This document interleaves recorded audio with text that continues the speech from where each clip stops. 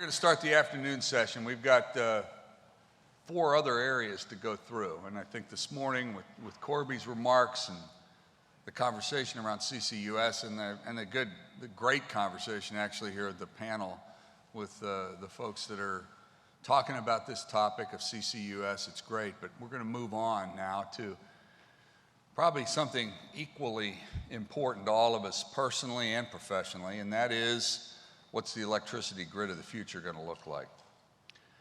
I think we should all be proud of the fact that we've got more wind capacity in Texas than all but 6 countries in the entire world. I mean, that's not a small accomplishment. We've made an amazing step forward in solar as well. And so it's proof positive that going forward, as we grow, we need to grow by addition, not subtraction. And the fact that, you know, it's a mix, it's a portfolio, it has to be. And I think if we all accept that concept, there's a space here for everything, and there should be. And so that's really where we got to in terms of the next speaker that I'm going to introduce you to with the work stream that we went through with the research. It's looking at the future, the set of scenarios associated with growth, small amount of growth, large amount of growth, something in between, looking at the correction around a pathway to get to net zero, and the pursuit of what would be defined as the electricity grid of the future. What's it going to look like? We've got, and my colleague Connor will bring this to your attention, but we have a unique circumstance here in Texas. We've got ERCOT.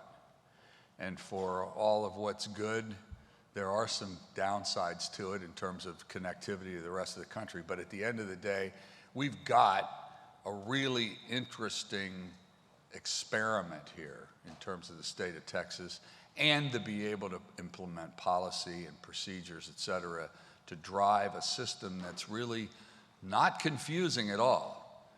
It has a very well-defined set of customers and consumers and generators, et cetera. And we're consuming a lot of electricity. So the grid of the future for us personally, but also professionally in the industries. So I'm going to hand it off to my good friend and colleague, Connor Thompson. Connor joined the University of Houston a couple of years ago, has a long background in energy law, and brings a lot of that, has brought a lot of that to the attention of the researchers, to us at the University of Houston Energy, and it's really provided a wonderful, I guess, set of subject matter expertise that we didn't have before Connor came. So with no further ado, this is a Juris Doctor. He's a lawyer, and there's no lawyer jokes here. I'm not making a lawyer joke, okay? But Tracy's got his eye up in the air there.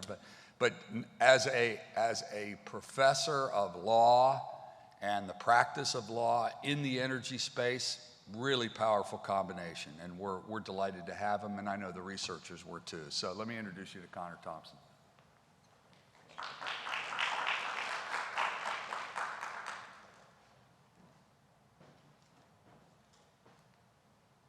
I think I'm wearing the same tie in that photograph, so nobody gets me confused with anybody else. So I think I just want to start off by first recognizing all of the students who participated in the electric grid group and the research that was done. Some of you are here today, even Chital and Rodrigo, I see you as well. Thank you very much for all the work that you guys did all summer and through the fall. This couldn't have been accomplished without you, and so first and foremost, thanks to you guys.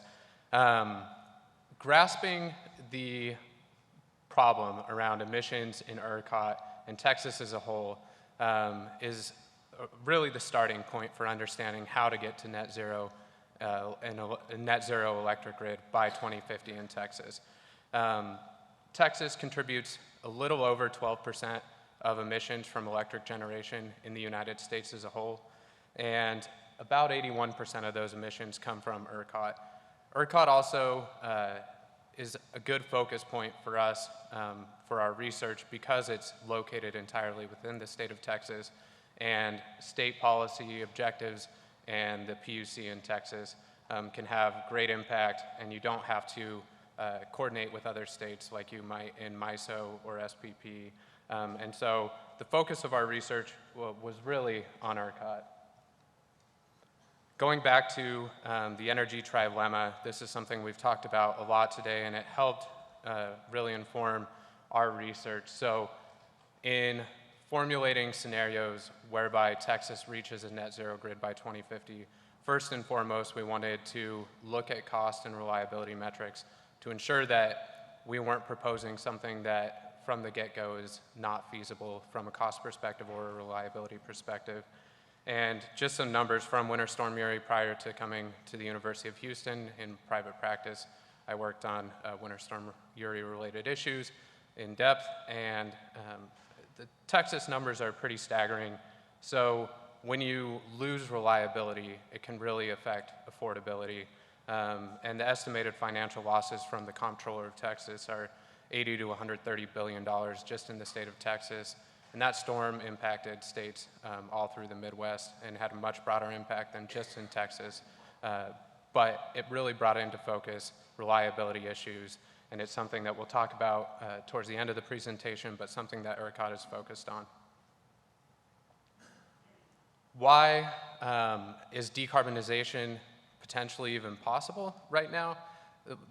The federal government has incentivized low carbon grid technologies through the Infrastructure Investment and Jobs Act and the IRA, the Inflation Reduction Act, and those combined bills have put forward billions of dollars for hubs of CCUS, hydrogen.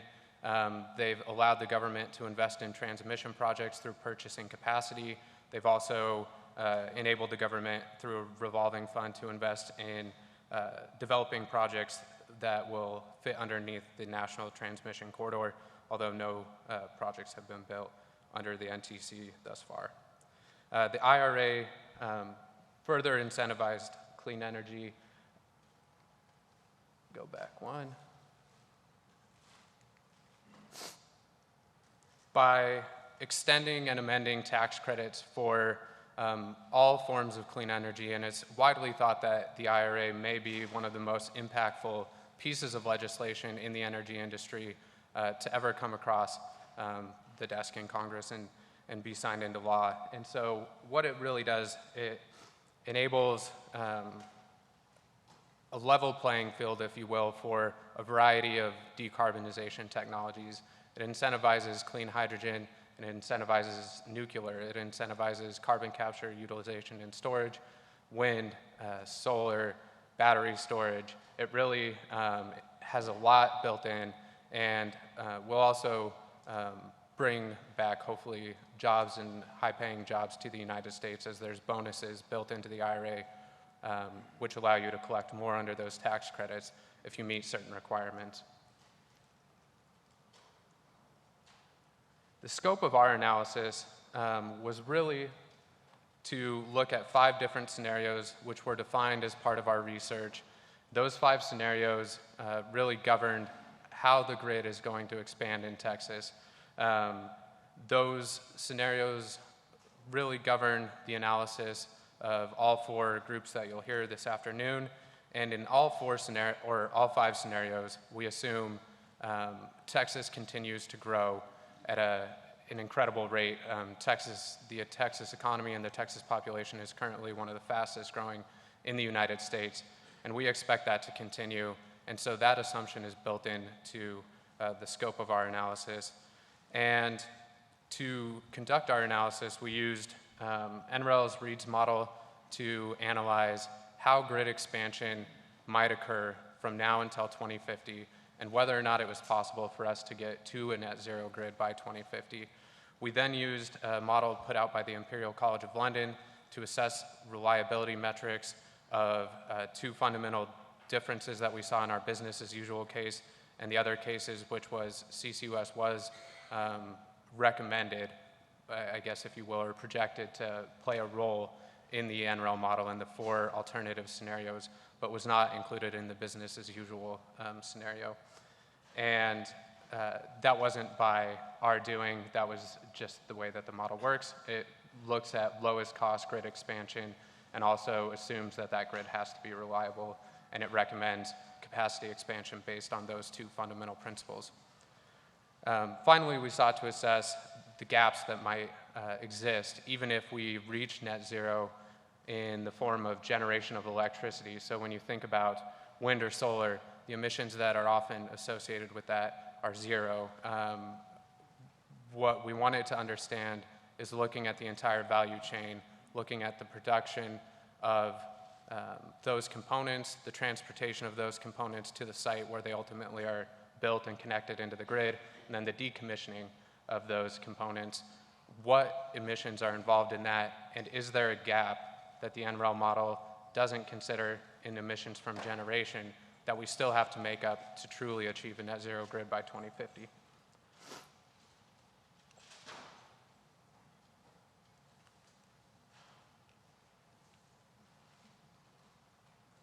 So this is just a brief overview of the 4 alternative scenarios. Business as usual, again, assumes high growth, but otherwise doesn't assume any impacts to different technologies as far as advancement rates or costs. This, again, is a list of compiled lifecycle emissions. These numbers are pulled from the IPCC and the UN Economic Council, and these are really midpoint numbers on the life cycle emissions of different technologies, and so we use these in our LCAs.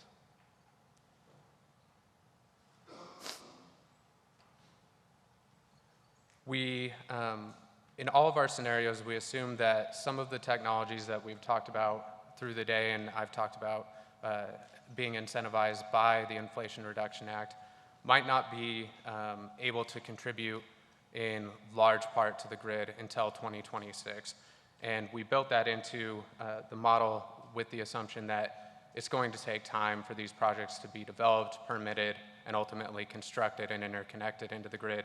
And we also assume that costs for transmission and additions into the NREL model were as accurate as possible and using NREL numbers, but we did adjust the NREL model for tax credit amounts built or that are part of the IRA. And so the model did not have those numbers, and we went ahead and updated that.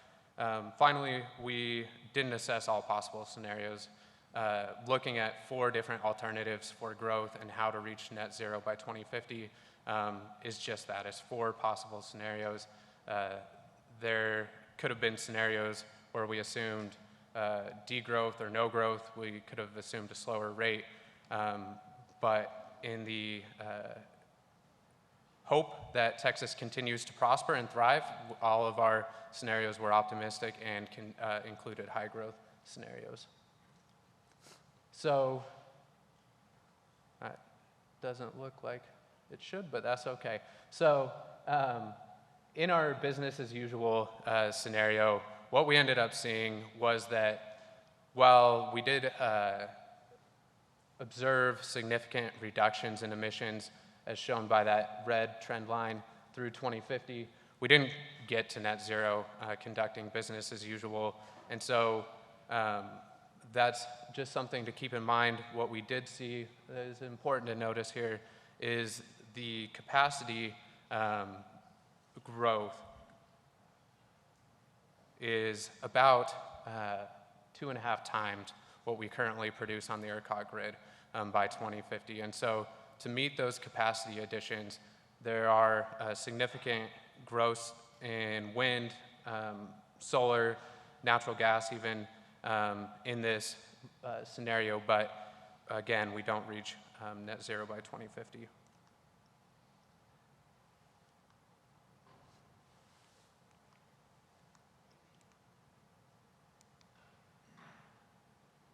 My apologies for fumbling here. Okay, our least cost scenario is going back to the scenarios outlined above. It's scenario 5. And what scenario 5 assumes is that there will be, again, continued growth, but lower electrification than the other scenarios include. It's still more electrification than is assumed under the base case scenario. What that scenario also includes is an assumption that technology won't improve at rates that were projected in some of the other scenarios. So this includes technology growth, it includes downward cost trends for different technologies, but it's not as rosy of a picture on the technology side as some of the other scenarios. And under this scenario, we actually do reach net zero and actually have negative emissions in generation, thanks in part to direct air capture, CCUS, and some other technologies which remove carbon emissions from the atmosphere or remove them from point source generation. And what this shows, interestingly enough, is that this is not just the least cost of the alternative scenarios as modeled, it was the least cost of all the scenarios modeled. And so what the NREL model tells us is that careful planning and utilizing a broad swath of technologies may actually enable not only the grid to get to net zero by 2050, but it might be less expensive to do so than the business as usual scenario.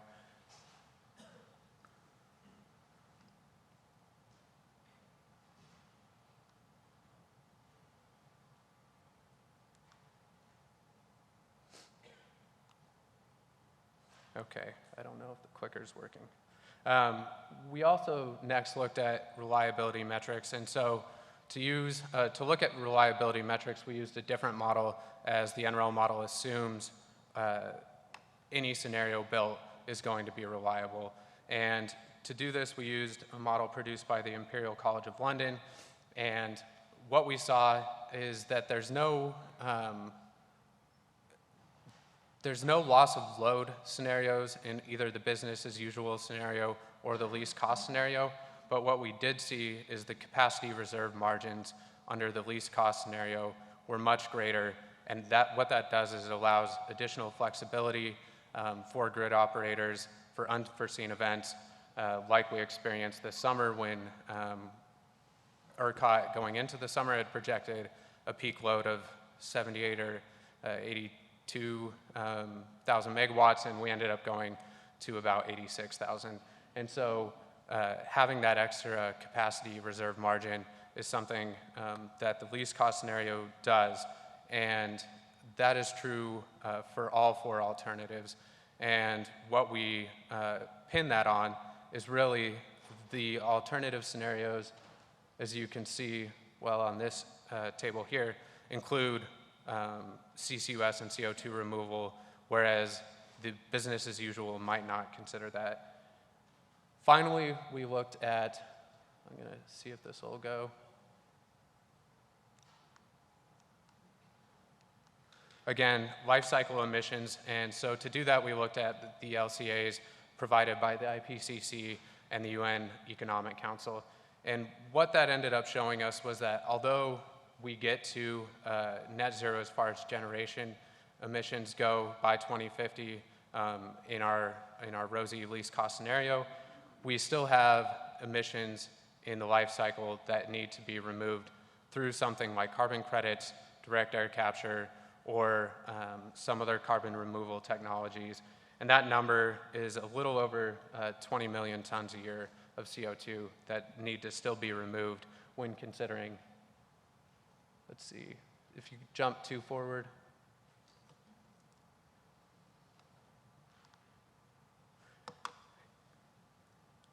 It's okay, we can go on without the slides. And so what does this mean as far as state policy implications?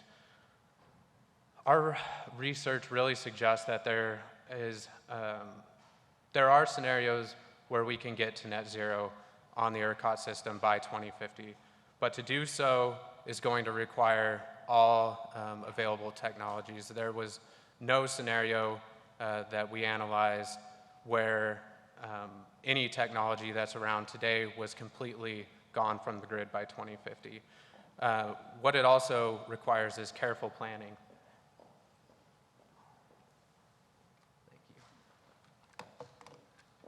Looks like, there we go. So here's the reliability metrics. As you can see by the red trend line, where you have area going over that, that's your capacity reserve margins. Here's your LCAs. This is your life cycle emissions. Again, a little over 20 million metric tons a year of CO2 that would still need to be removed from the grid, even if we do reach net zero by 2050. State policy implications. Again, in order for these, for this scenario to come to be, careful planning needs to be done. All technologies need to be on the table. And our research also suggests that there could be state policies which might help enable this. The PUC is currently considering, as I mentioned earlier, reliability market reforms, and what those include and what's being considered are reliability credits. So producers will commit to generate a certain amount during peak hours. If they are able to do so, they will be awarded credits, and then they can be traded at a later date for a certain value. What we actually started considering well before the PUC report came out telling everybody what they were considering was a low carbon baseload reliability credit, whereby generators who were producing low carbon or decarbonized electricity from baseload resources might also be able to trade that credit, much like was done for the renewable portfolio standards in the early 2000s.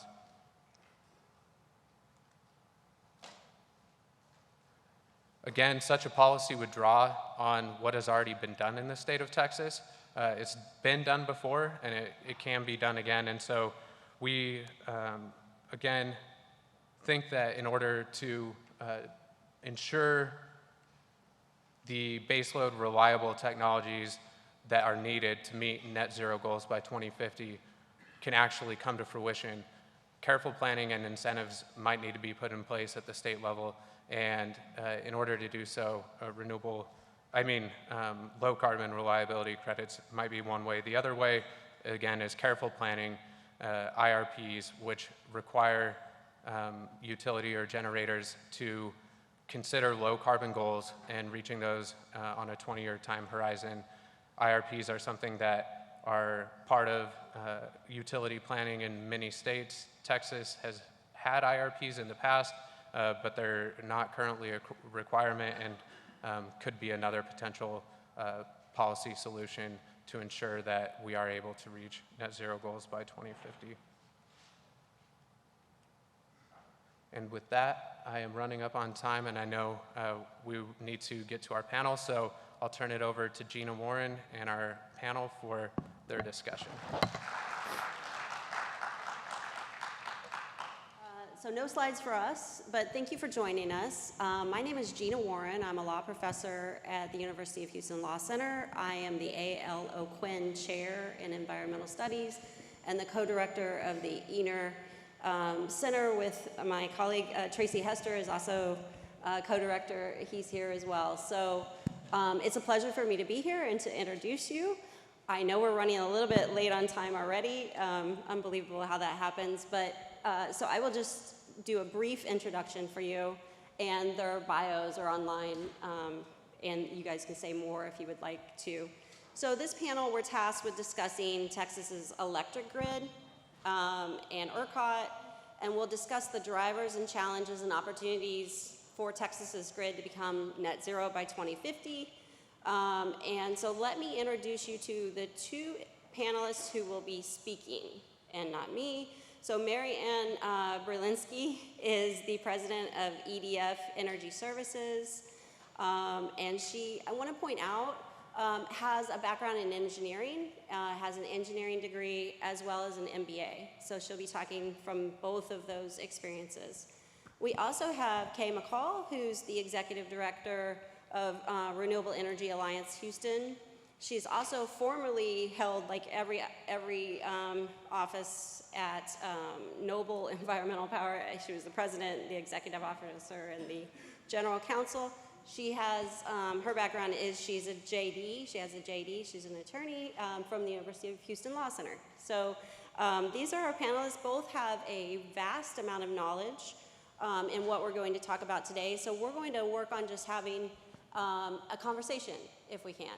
And so I'll start off the questions by saying, we've heard these scenarios and the projections, and we've heard the first couple panelists and speakers. And given your extensive background in this area and your experience with the Texas power grid specifically, what trends are you seeing right now, and what are the strategies that are coming into play, and how do you see Texas moving forward? Thanks, Gina. And I'm a lawyer in recovery. I haven't practiced law in a number of years, so don't ask me about your wills or anything like that. Storage.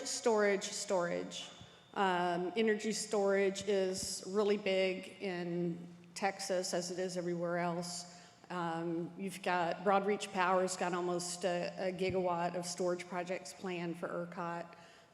That's the lithium-ion storage, which to me is the flip phone of energy storage. There's some other technologies coming on. There's a 100-hour long-duration storage that I know at least one utility in Texas has been having conversations about having and installing. So I think, at some point we're going to see storage as really as almost generation, which will have a profound impact. So I think that's what I see is kind of like the emerging topic that's right there. I think that's going to be it. Texas is rich in history with wind energy, and I don't know how many people know this, but the reason we have so much wind here is because it was installed as a hedge to natural gas prices. In the early 2000s, George Bush was really big on it. We had natural gas that was 8, 10, and more, and a lot of power generation, which was natural gas, and it was just getting really expensive. So the first customers of any size here in Texas for wind energy were the utilities. I think now the other thing to watch and how that connects together is there is a big push for the export of LNG.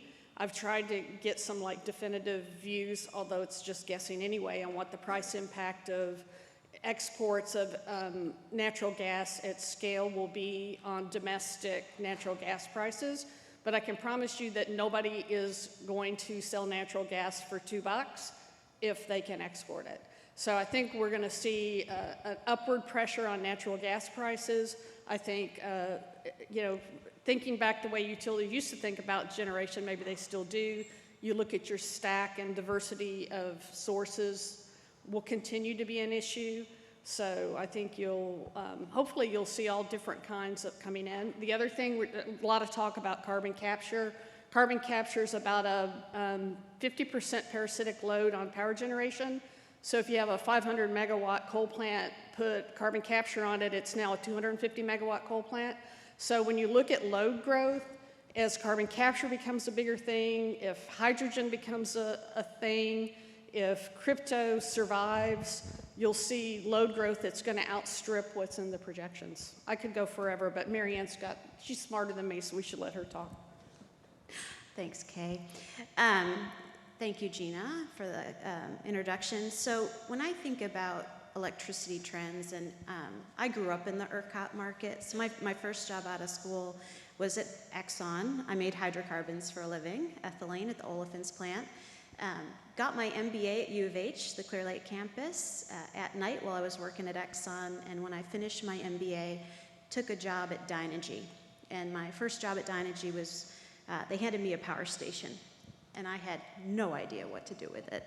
I spent the first 2 weeks going to the plant every day, bringing kolache and donuts, and listening to the operators bitch about, how hard it was to run the power station. That was in 2000. So the markets were still regulated in ERCOT. We were dispatching the power station into as a QF facility. So there's still HLMP and TXU. And that was such a pivotal time in ERCOT because that's when we actually started the pilot to deregulate and have clearing prices. So the first year I was at Dynegy and ERCOT, we had 3 zones during the pilot, north, south, and Houston.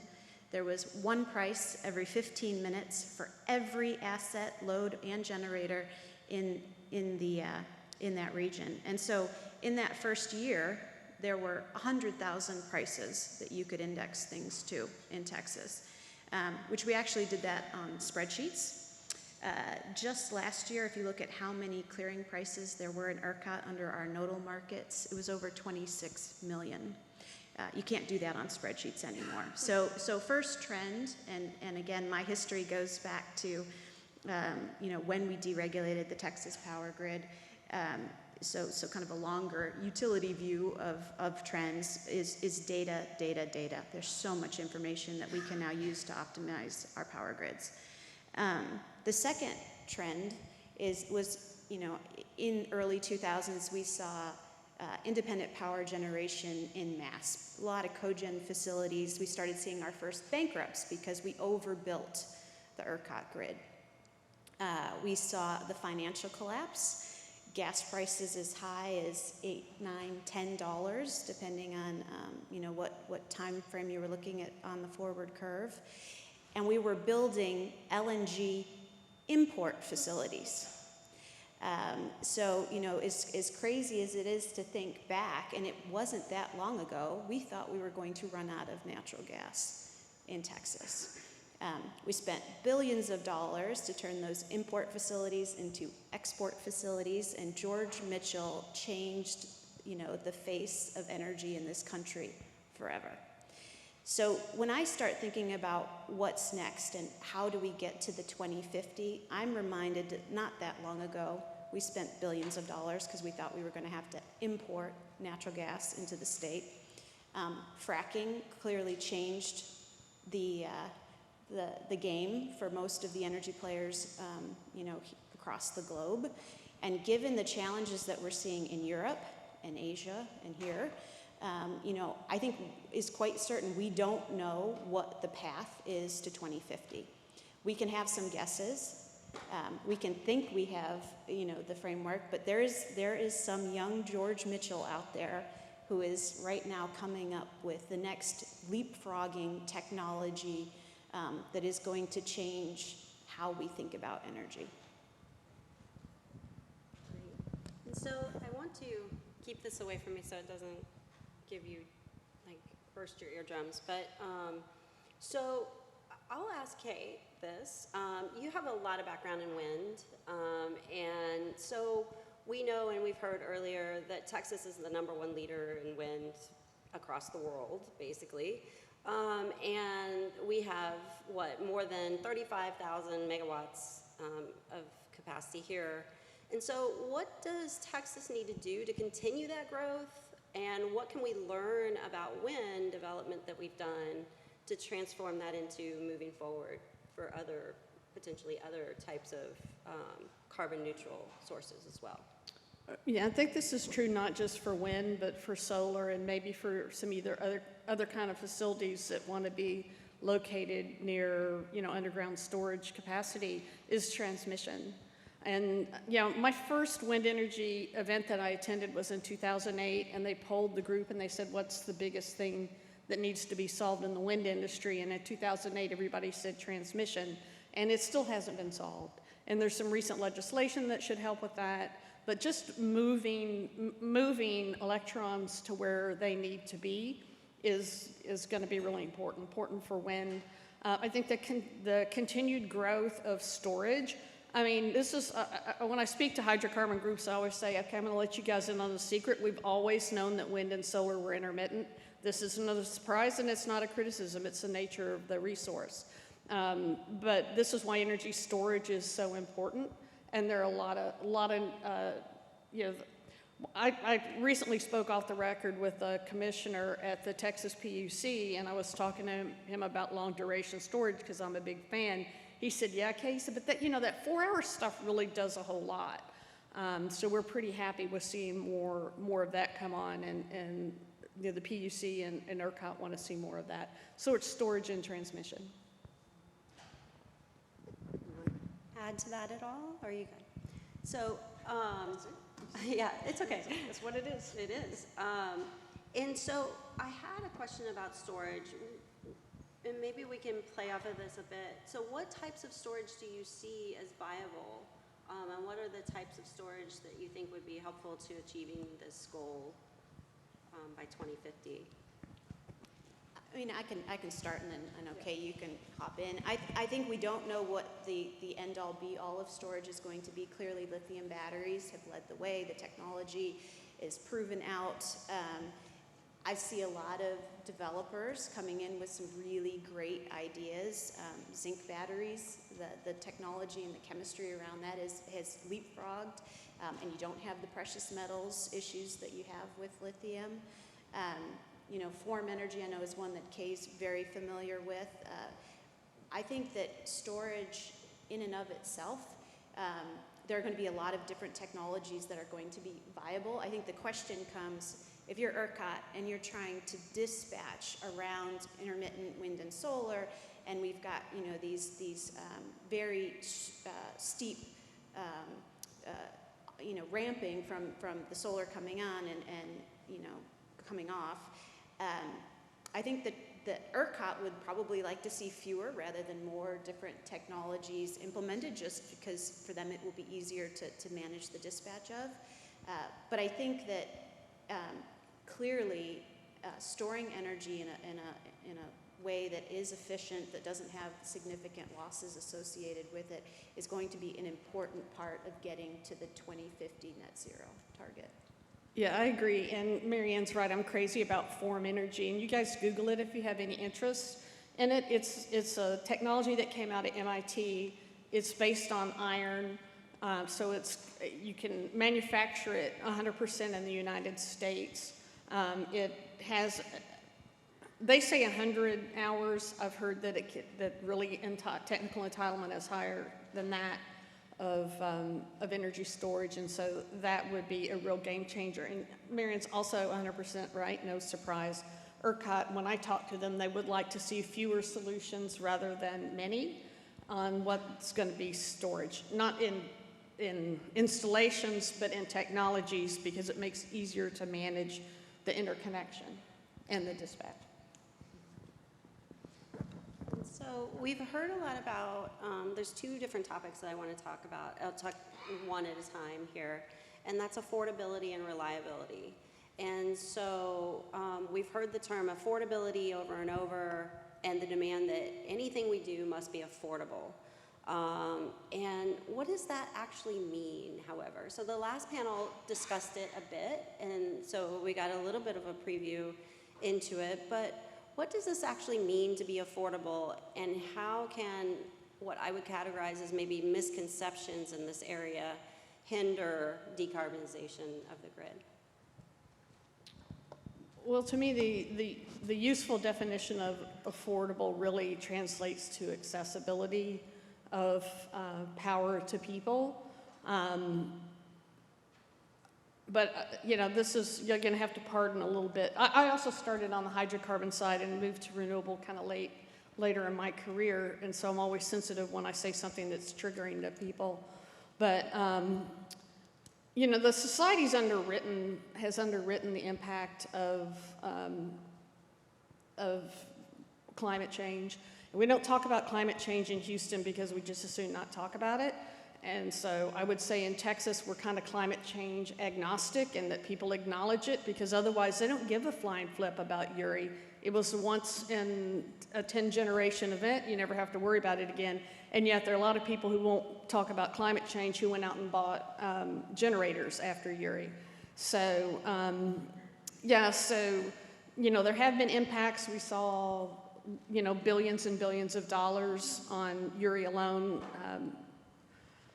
If anybody pays homeowners insurance, I've seen my deductible go up in Houston because of the frequency and intensity of hurricanes, et cetera. So you can look at it as the cost per kilowatt, and I think that is something that's important.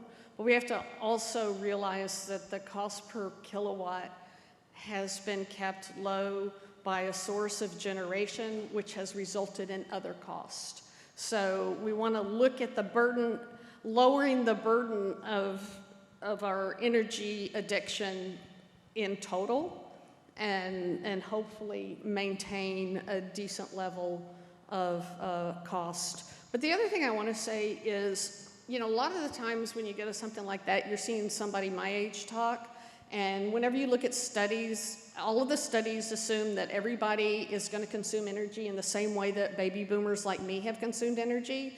And really, all of this is, the value proposition is for the 20-year-olds, not the 60-year-olds.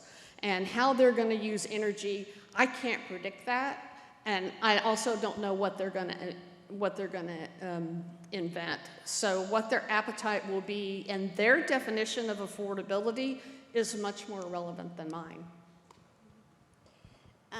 And so the second part of that question around the reliability, I actually go a step farther to resiliency, and with, you know, Kay mentioned Storm Uri, which is the thing that keeps me up at night. You know, going into the storm Monday early, we were 2 to 3 minutes away from a full blackout in the state. If Comanche Peak had tripped on low frequency, which it was very close to doing, it would have been game over. The backbone, there would have been no way to keep the backbone of the grid up. And at that point, if you start thinking about, well, how do we turn it back on?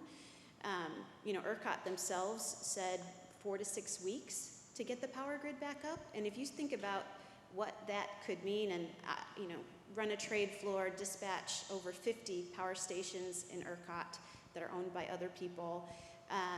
And so we saw the coal piles frozen, the gas compressors not working, the solar covered in snow, the wind covered in ice, nuclear tripped on safety sensors failing. It impacted everybody. And I think part of the concern that I have, that I'm hopeful, and it is being talked about in Austin quite a bit now, is, you know, if that had happened, how would we have gotten it re-energized? What is the plan? You know, as human beings, we absolutely underestimate the probability of bad things happening. We don't like to think about it. And in that, you know, I give ERCOT tremendous amount of credit for keeping the backbone of the power grid up, because it was a near miss. You know, as far as reliability and affordability, and I do agree with Kay that thinking about how we use energy, very little talk around demand response, energy efficiency, how we could use energy more efficiently ourselves. You know, going into Winter Storm Uri, we had 1,000 megawatts of pool pump load on. So 1,000 Swimming pools were running going into a winter storm. And my husband and I, one of the only arguments we got into, I told him, go shut off the pool pump and drain it. And he said, no, we have freeze guard. And I was like, freeze guard only works if we have electricity. And I promise you, we are not going to have electricity. Things are degrading quickly. Yeah, no, I mean, that's 1 million homes that could have stayed if we had the foresight to help people understand how to shut their pool pumps off.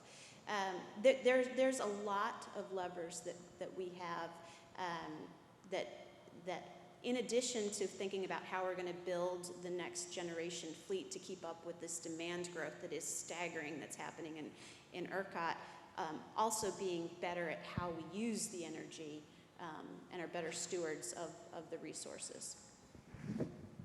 So, you know, FERC issued a report about what went wrong with Uri, and so there were some things in there. And one of the very small recommendations that they made was increasing interconnections with Mexico and other states and other balancing authorities. Any thoughts on whether ERCOT would ever do that or want to encourage that? And if so, do you think that would have helped, or would it also help with encouraging a low carbon grid? So this is something that Mary Ann is a real expert on, Uri, what happened and what could have made it less of a thing. But I'll give a short answer of, yeah, it's not going to happen in my lifetime. And in reality, Texas is a big enough state with enough resources to be able to provide for what our needs are. You know, a fundamental principle in power generation and power markets is optionality. So having the option to interconnect to other sources is always deemed to be a good thing. But yeah, I'm not wrapped around the axle on that one. Yeah, I'm originally from New York, but have been a Texan since '96, and I think we are very proud of our ability to succeed from the union should we choose to. No, I think that the idea, and Kay does mention that the size of the Texas power grid is bigger than most countries, and the diversity, the geographic area that it does cover is sizable. In Uri specifically, if you look at the DC ties that we have into the other, nobody had any power to share. I mean, everybody was struggling the way we were, and we were so close to the edge in this part of the country that even if they had a little extra to give, it likely wouldn't have been allowed to flow out of the regions it was in because everybody was hanging by a thread. But clearly, optionality is something that is good. So to the extent that you could get, and I think it would have to be a federal mandate to integrate the power grids, or Texas isn't going to do it on its own. It could be done. I'm not sure the benefits from it would make sense given the costs associated with it. We'd do better focusing on getting more transmission within the state, and also recognizing that our scenario planning is outdated because the scenario planning is not based on current climate trends. That was when I was CEO of a wind energy company, we operated in the panhandle of Texas and in upstate New York, and our equipment was outfitted differently, and we did, much better in the winters of Buffalo than we would have done in, with Uri, because we didn't have the same equipment. So one of the things that was mentioned in the last panel, and you hit on here, is the political nature of Texas sometimes. And so how have you seen the power system weaponized in politics, and what opportunities do you see moving forward here? Well, I'll start by saying, during this last election, if I saw that darn commercial that ended with, and the damn grid still broke. I mean, it is clearly becoming a political, football around the Texas power grid, all of the grids really. I mean, energy is such everything depends on energy. Every industry, our livelihoods, try to go 24 hours without using electricity. It's a miserable, painful existence. I think to take it a step further, look what's happening in Europe. So spent the last 15 years working for Electricity de France, which has just recently been nationalized by the French government. When you see what's happening in Europe with Russia and the war in Ukraine, I mean, you can very quickly see it escalating to a point where we've got a nuclear power station in the Ukraine being bombed. It is, as much as we would like to have it not become a weapon, it is such an essential part of our civilization that it's inevitable that it is going to be. So how to protect it to make sure that, from everything from cyber threats to physical security threats that are mitigated, and we are really paying attention to what are those bad things that could happen and how can we better protect the grid from those outside sources. Yeah, I think the politicalization, it actually came as kind of a surprise to me, the impact of that, because I lived on the East Coast for 10 years. I'm a Houstonian, I'm a fifth generation Texan, moved to the East Coast for 8 years, worked there, and came back. And, the first years when I was involved in oil and gas, and then power, and then renewable energy, nobody really thought anything about shifting back and forth between those. And then I came back to Texas and started going to like different conferences and things, and it was like the terminology and the words that were being used at conferences to really surprise me, because I wasn't, you know, I was just doing what I was doing, and it's very counterproductive. You know, I look to myself, what can I do differently? I mean, I get involved in, I mean, I try to stay out of the echo chamber, right?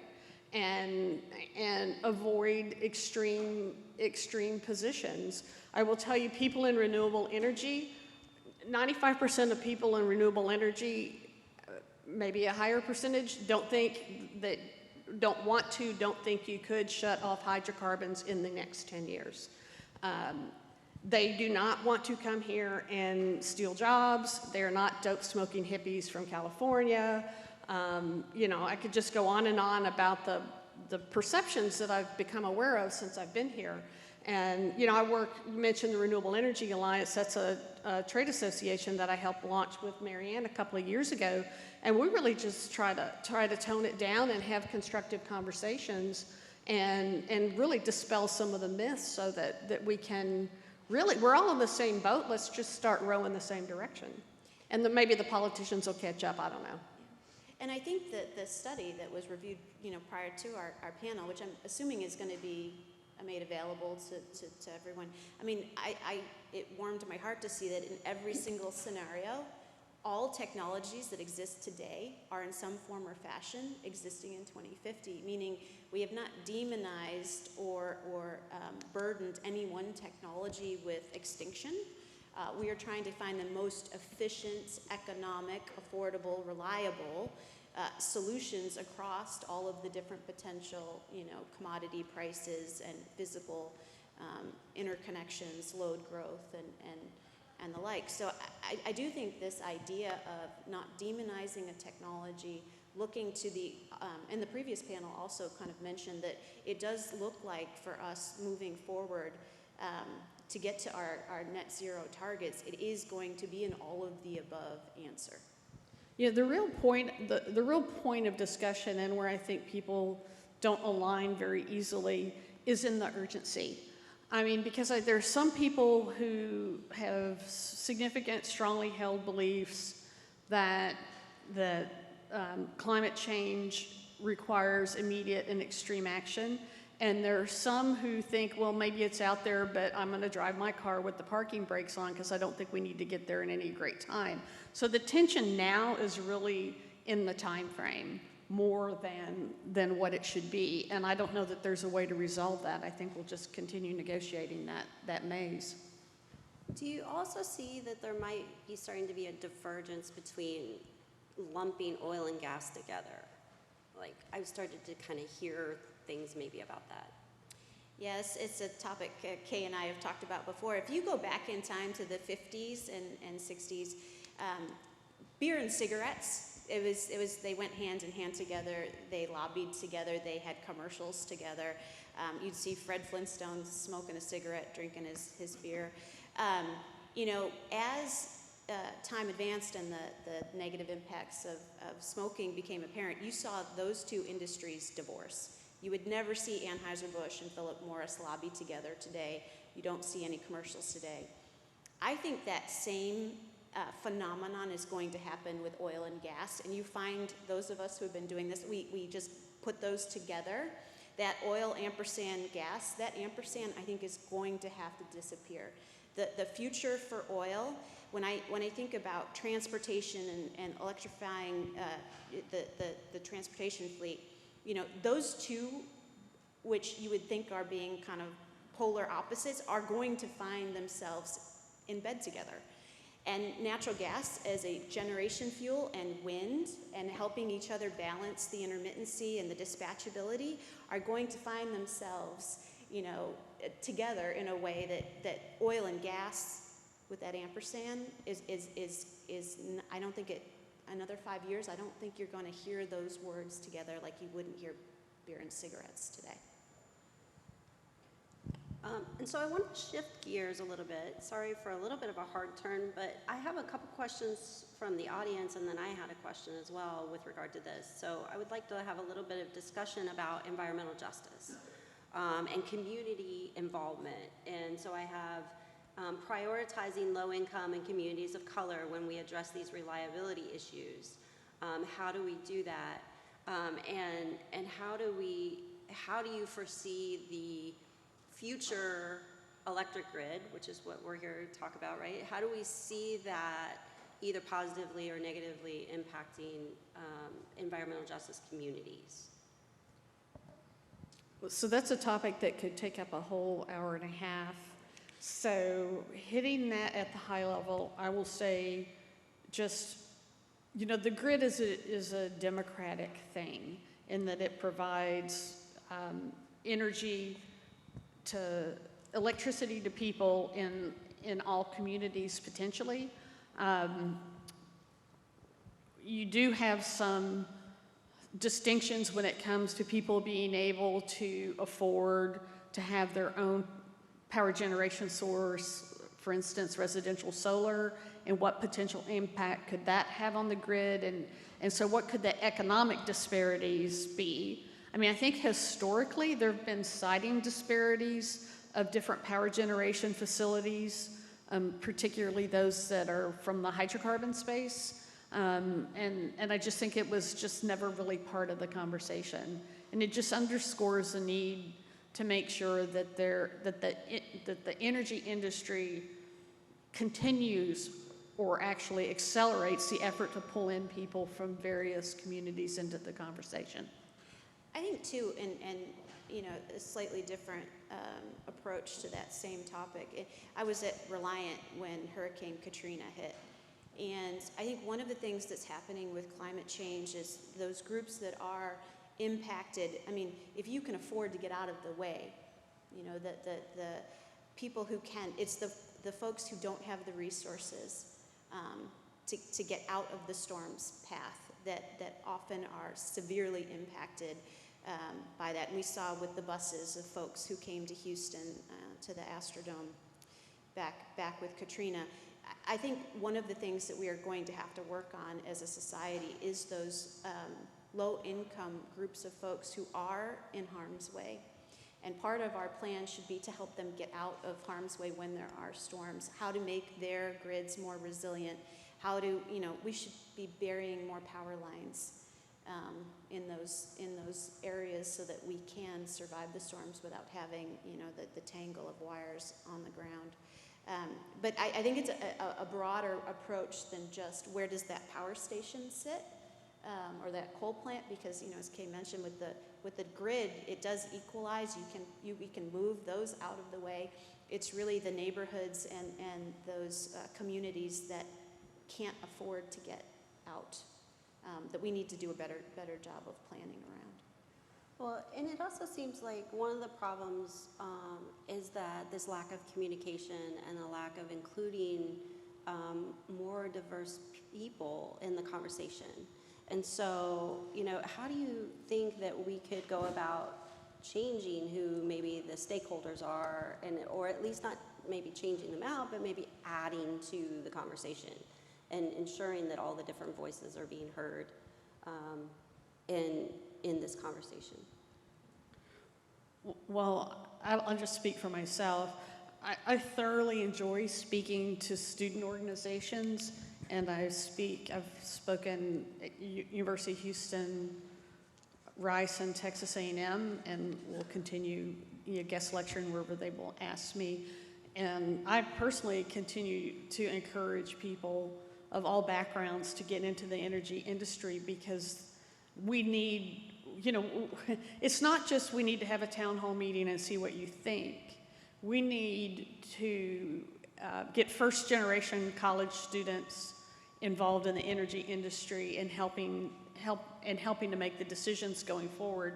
When I talk to these groups, I talk to them about what happened when President Kennedy said, okay, we're going to go put a man on the moon. And so NASA was, you know, charged with making it happen. And when they went to recruit people to man mission control, they recruited a lot of first-generation college graduates, very much from the University of Houston's, probably actually from University of Houston, because they weren't burdened with these perceptions that things weren't possible.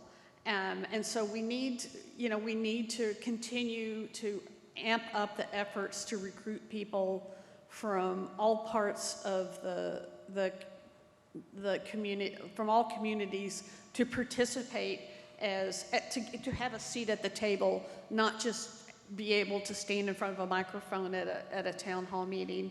And that's not easy to do, and there's some great organizations that are really working towards getting, there's the Browning of the Green, I like the name of that one, and other organizations that are really trying to encourage involvement in STEM. But what we also have to do, and I talk to companies about, you have to realize that some of the best people that you may find, they may not be polished when they are college students because their parents weren't professionals. My son, he went with me to professional events, and so when it was time to work his way into the professional world, it was a familiar area. But we need people whose parents are mowing lawns or pipe fitters or homemakers or whatever else to come into the energy industry and really change the demographics within the industry. That's the way that's most likely to really make an impact. All right, so I have another question here. What do you see the most pressing priorities for the transmission and distribution sector specifically? And how can we minimize job losses from automation and as more people rely on residential solar, so distributed generation? Well, the biggest challenge that transmission has is siting. Because unlike a pipeline, they don't have eminent domain and can't just go say, okay, we're going to go put this in through there. So that continues to be the challenge that's being faced. And there are good transmission companies. There's one of the more interesting transmission companies is a relatively new company here in Houston called Grid United that is working to build transmission projects. You also have renewable energy developers who used to never want to deal with transmission, starting to do, the last 100 miles, which is a lot. Pattern Energy, which if you look at its website, says that it's located in California, but actually all of its development and all of its growth is here in Houston, another Houston-based company. And so they're starting to put together those pieces, and that's the biggest thing. I can't remember, what was the last part of your question? And to prevent job losses through automation. I mean, from the standpoint of automation, there's no particular initiative to automate in the renewable energy industry that isn't already so. I mean, nobody's come up a way for a robot to climb up to be in a tower and do the things that are there. I think you've seen, that's really been, I think the productivity initiatives have been more in the oil patch, and I think that there was a lot of lessons learned during the pandemic about how to streamline some of that. But, when a job is lost in one area, it is most likely gained somewhere else. So it's just creating the pathways and the connections so that people can find their way to whatever the next thing is. And I'll on the transmission question, I'll flip it upside down on you. And I was recently with a wind developer operator, and they have 20 different projects, mostly in Texas, but some outside of ERCOT as well. And they had run the analysis of when they put the projects, when they got funded, what did they expect the transmission congestion to be from their node to the liquidly traded hub. And on average across their fleet of wind, it was about $1.10 a megawatt. They had life to date what the actual congestion costs for those facilities have been, and it was over $17 a megawatt.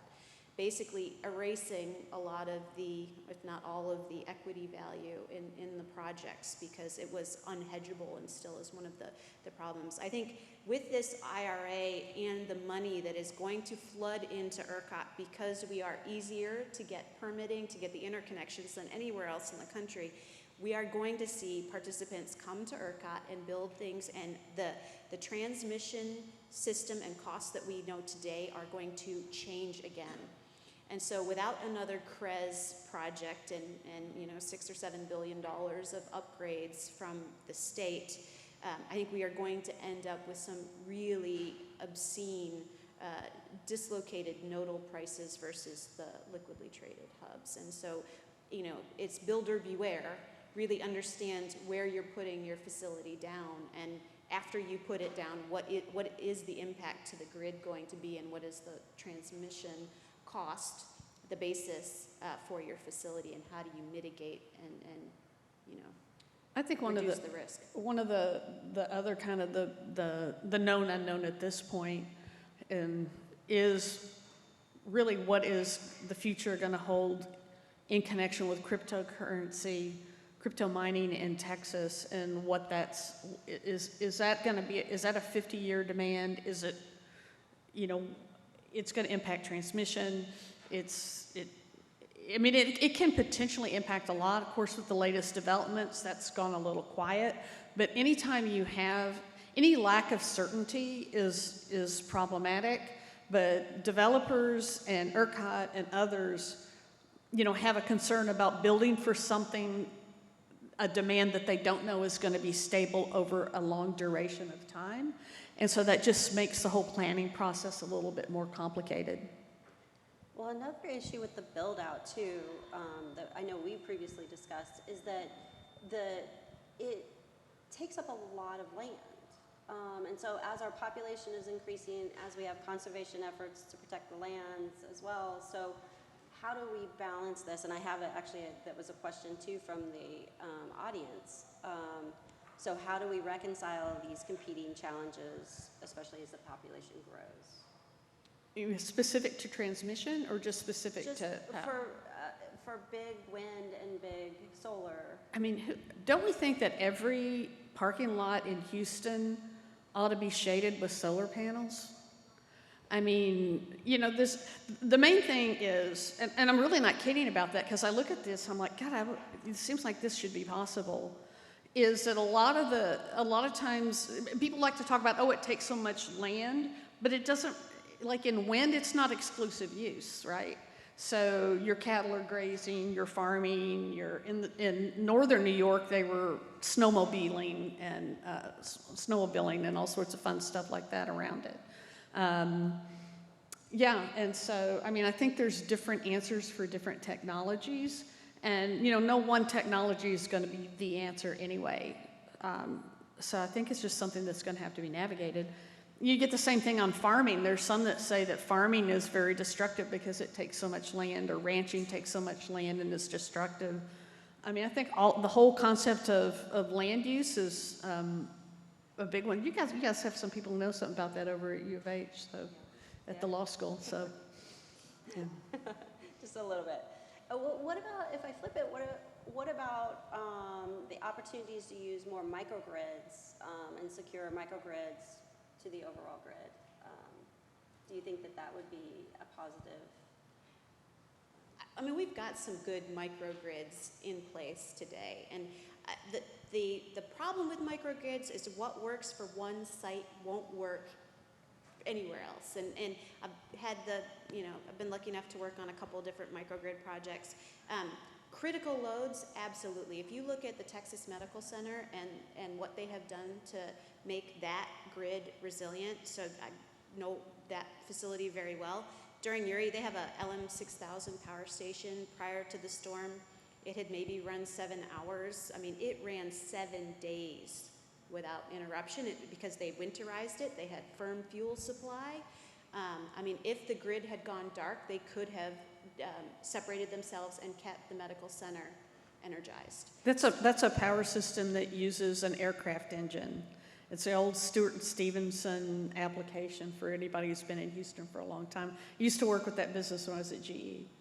Yeah, so I think that in critical infrastructure, we absolutely should be looking at, if for no other reason, the resiliency of the grid and protecting critical assets. I mean, how many people here were impacted by the boil water issue? You know, I mean, case in point, how can we do better? You know, we had millions of people who didn't have access to fresh water for a few days because 2 transformers went out of service. We have a lot of Achilles heels in and around our power grids. And I think getting and making sure that we understand where they are and making them as resilient as possible, you know, would be a huge step in the right direction. Yeah, I mean, when I first joined GE many years ago, I was at a leadership development program that had a business case, and our answer to the business case, which I don't remember what the question was microgrids. And I think the U.S. Army or the U.S. service, all the armed forces are all making their facilities energy independent for security purposes. And you've got Sunnova, which is a residential solar company headquartered here in Houston. There's so much going on in Houston in energy in addition to oil and gas. But anyway, they're starting to do some microgrids in addition to doing the residential solar. And they're here to stay. They'll keep growing in certain applications. Okay. So before I ask you the final big question of whether you think we can get there or not, I have a question about careers. And so I'd like to get your feedback on this. So for someone who's deciding what career could be the most impactful in the industry, what do you think that would be? Or do you think it doesn't really matter as long as you start getting involved? Well, you've got 2 people sitting here who ended up with completely different careers than what they started out doing. She was an engineer at Exxon, and I was a trial lawyer in downtown Houston. And we both ended up taking about 6 or 7 different turns across the way.